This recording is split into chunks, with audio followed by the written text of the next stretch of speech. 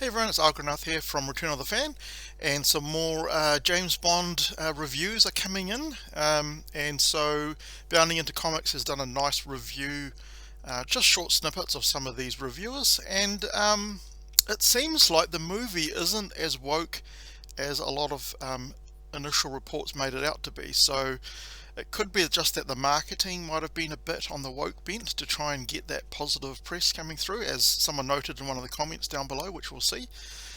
So let's have a look at what some of the reviewers have been saying. So just remember, these are all the early access reviewers, right?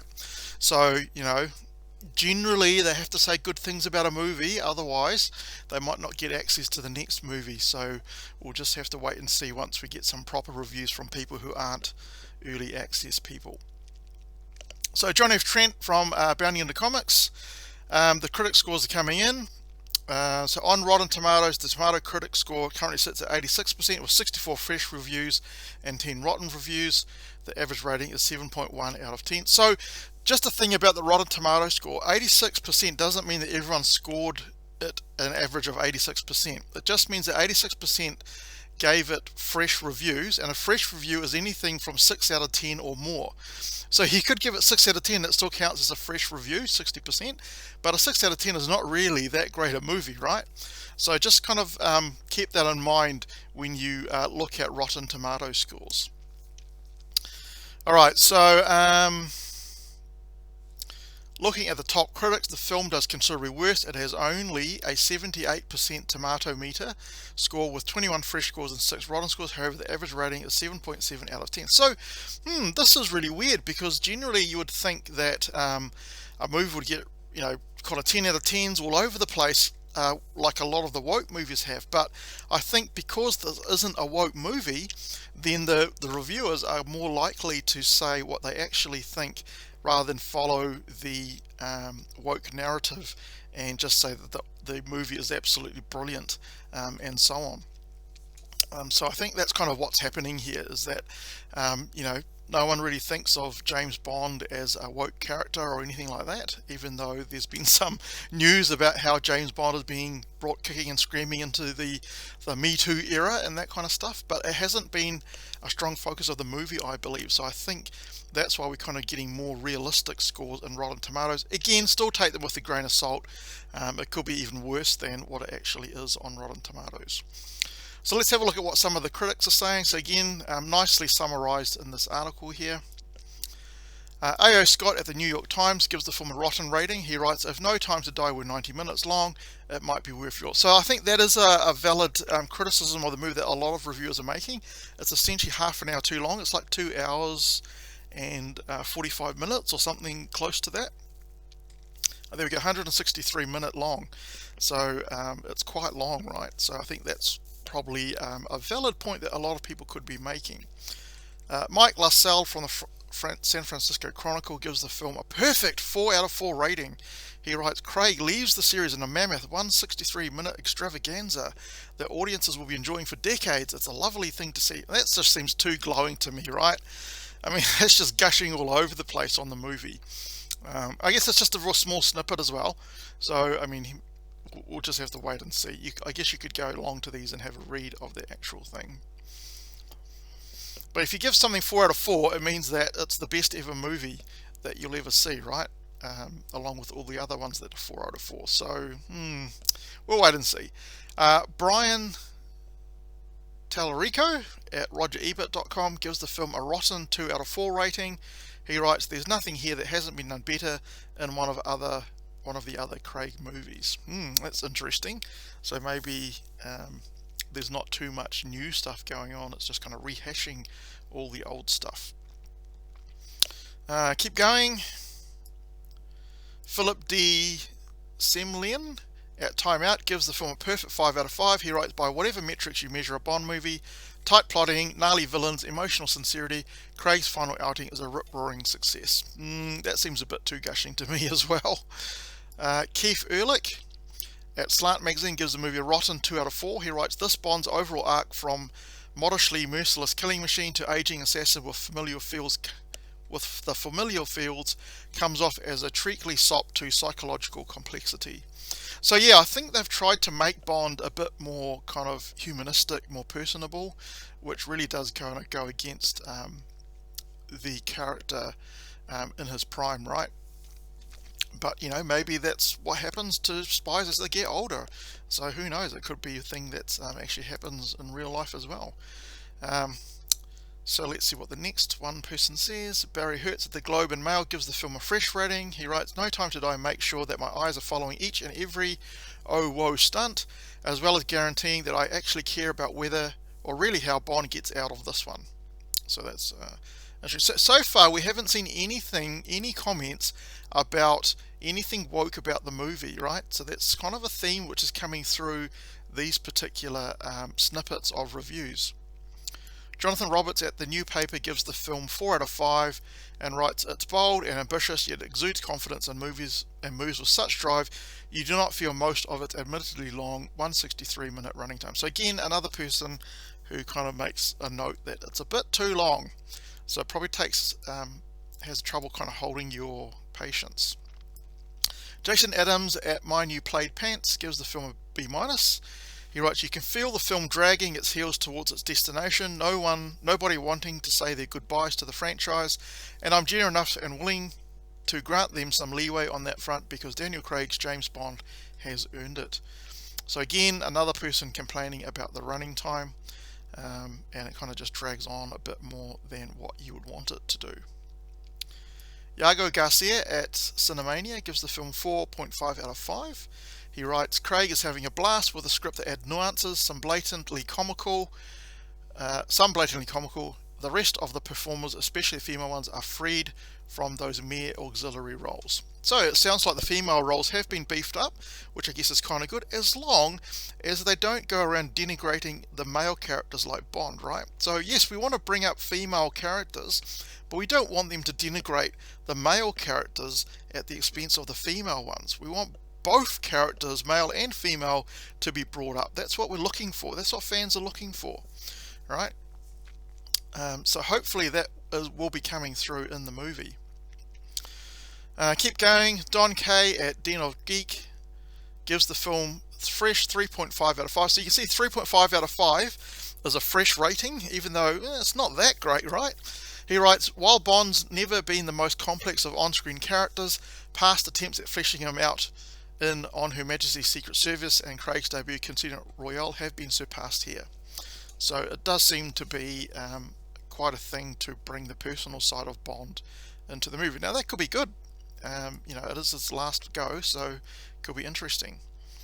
Ryan McQuaid at Awards Watch gives the film an A-. He writes, "An epic, breathtaking conclusion to the Craig era of Bond. After close to 2 years in the waiting for its release, audiences will finally be able to see it and experience the closure that Craig has found with a fitting end to his run as 007. Again, no kind of comments that bring up the wokeness of the movie. So that is really, really encouraging for Bond and movie fans. So let's have a look at some of the reviews on Metacritic. So Metacritic has 73 from 28 critic reviews. It has 19 positive reviews, 9 mixed reviews, and 0 negative reviews. So yeah, that's pretty reasonable on Metacritic. So let's see what the Metacritic people are saying. So Nicholas Barber at the BBC gives the film a perfect 100, of course. Perfect 100, right? I don't know about that. It'll be hard to see a perfect 100 in any kind of movie. There's always something which isn't quite right. In general, No Time to Die does exactly what it's intended to do, which is round off the Craig era with tremendous ambition and aplomb. Beyond that, it somehow succeeds in taking something from every single other Bond film and sticking them all together. Yeah, take that one with a grain of salt. Here's another one that gives it a perfect 100. He writes, "No Time to Die is startling, exotically self-aware, funny and confident, and perhaps most of all, it is big. Big action, big laughs, big stunts, and however digitally it may have been contrived and however wildly far-fetched, No Time to Die looks like it is taking place in the real world, a huge wide open space that we're all longing for." Now, why would you give it 100 if you're going to say it's wildly far-fetched? That doesn't make sense. You cannot give a movie 100 if the plot is far-fetched or it's digitally contrived. That's not 100% film, right? So, you know, you're just contradicting yourself there, Peter Bradshaw at The Guardian. No surprise, it's from The Guardian. So Robbie Collin at The Telegraph gives the film a perfect 102. It's often very funny indeed. The mood is often closer to the perkier passages of the Connery films, and the humour feels contemporary and British. The Phoebe Waller-Bridge script polish evidently yielded the desired result. So yes, we'll have to have a see whether she brings in any kind of wokeness or intersectional feminism into the script. But no one's mentioned it so far. It could just because they're early access people, and maybe they've been instructed not to, or they just don't want to mention it because they want the film to be seen in the best light possible. So again, we'll just have to wait to see for some reviews from people who aren't early access. So most of these are all pretty good reviews over here that they're talking about. So these ones are also 80, 80, 80, so those are all good reviews. Again, there's no comments about the wokeness, that kind of thing, so that's kind of good. I have seen quite a few comments about the villain being a bit disappointing. So yeah, so we'll have to see. Maybe, you know, Bond needs a really good villain to shine, right? So hopefully that's not such a problem, but I guess we'll have to wait and see. Some more 75, a 75 and a 70, so that's pretty good, looking good there. And then there's some ones which aren't so good down the bottom here, so let's have a read of these. So Mike Ryan at Uprocks gives the film a 67. He writes, the problem is the movie doesn't always realise that this should be a hoot. Rami Malek, and is that spelled correctly? It should be Remy Malek, isn't it? Christoph Waltz realised what the movie they are in, and I love Craig's Bond, but there are times when he is trying to be a Connery Bond in clearly a Roger Moore Bond movie. So kind of a bit of a clash between the tenor of the movie, possibly. David Rooney at The Hollywood Reporter gives the film a 60. He writes, it may not rank up there with Skyfall, but it's a moving valedictory salute to the actor who has left arguably the most indelible mark on the character since Connery. So it doesn't really go into much detail why it's a 60, but I guess you need to read the full review. Clarice Loffrey at The Independent gives the film a 60. She writes, Kerry Joji Fukunaga has made a smashing piece of action cinema with No Time to Die. Just a shame it had to be a Bond film. I don't get that quote at all. What's the problem there? Does she not like James Bond movie to be action cinemas? I'm not going to bother reading it to find out. A.A. Dowd at the AV Club gives the film a 50. He writes, No Time to Die is forgettable in all the places that usually count. It's a Bond movie with little excitement or panache. That seems to be going against the grain of a lot of the other reviewers, so I wonder who's right. We will just have to wait and see. So there were some interesting comments in this particular article on Bounding into Comics.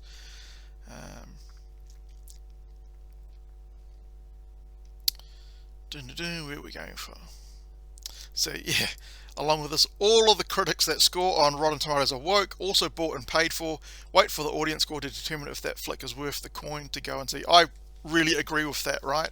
Take all of the critics, early access critic reviewers with a grain of salt, also on Rotten Tomatoes. The audience score is a better guide as to how good it's going to be. So it's probably good for that. So here's a good quote from Lego Guru 2000.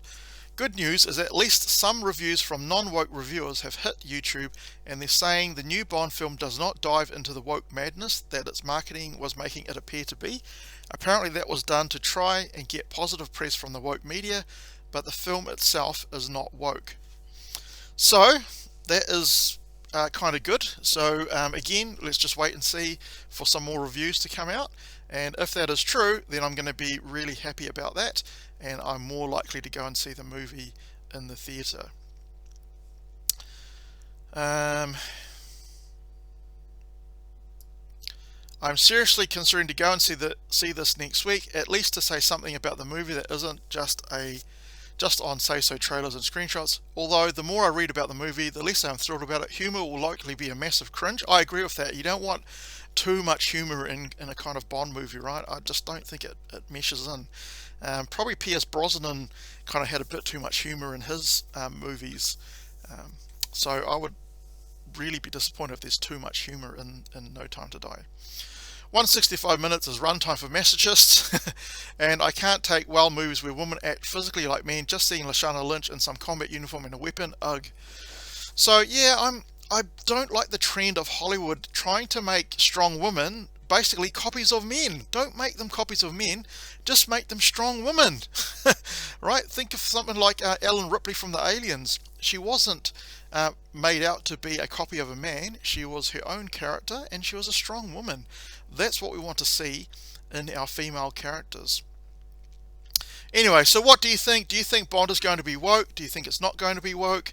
Are you waiting for more reviews to come out after the movie has been released before you go and see it in theatres? Will you actually be going to see it in theatres?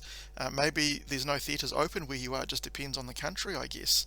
And in the US it will be, is it going to be a release day and date on streaming? I can't remember, possibly. So leave some comments, let me know what you think. I'm always interested to hear what other people think, and always happy to change my mind about things as well. If you like this video, please give it a thumbs up. If you didn't like the video, feel free to give it a thumbs down as well. That's fine by me. If you like my content, then please subscribe. It just helps my videos to get out more into the YouTube algorithm, and more people can find them, hopefully. And hopefully I will catch you in the next video.